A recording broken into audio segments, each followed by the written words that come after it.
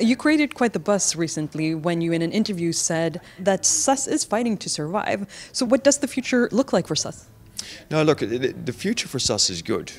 My points were we need to, of course, evolve. We need to adapt. We need to adjust to, of course, a changing market, right? So we've all seen what the pandemic has done. There is changes to the customer behavior, and we need to make sure that we're there, right? We need to be there where the customer is. And that, of course, is a significant change management program. Change is never easy, but I think really with this fantastic team that we have, we can get there. And once we're there, people will see this is actually a very bright future.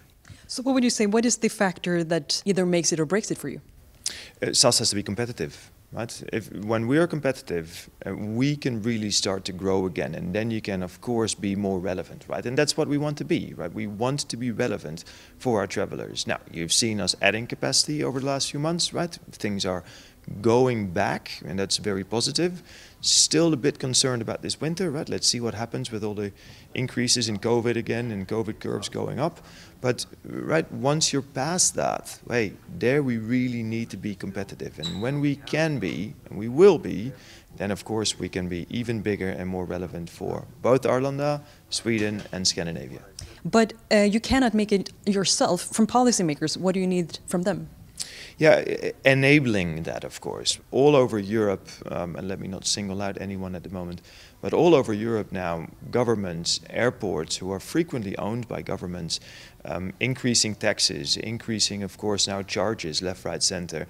Yeah, hey, if we really want this piece of critical infrastructure, and if we want that piece of critical infrastructure to actually be present, grow, be more relevant, then that, of course, is not very helpful. And also the business community, what is the role that they play for the future of SAS? Yeah, I think, look, we are the business airline of choice and we will remain that, right? Our unwavering commitment is, of course, by making sure that we have that infrastructure for business primarily, right? You see it also in Eurobonus and all the features we have there, right? So we're geared towards that. I think, and I just touched upon it also here in my conversation, I think actually there is more businesses together with us, right? It's really together with SAS.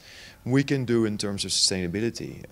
When I look yet at the uptick or the uptake of our biofuel, for instance, in our programs, I still find that low. So if people really want to make a change also and really want to have, as a corporate account or as an individual, want to be part of our future path towards sustainability, they can actually contribute and they can be a part of that.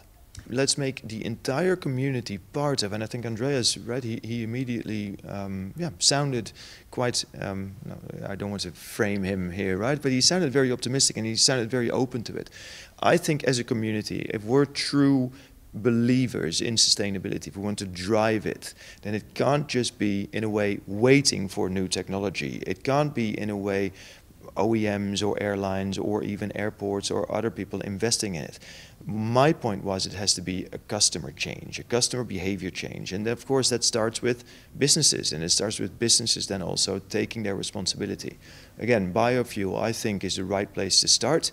We already have that. We have that as in a way a side product on our website, for instance, right? And people can choose that and can actively then make part and be part of a sustainable future. Thank you very much.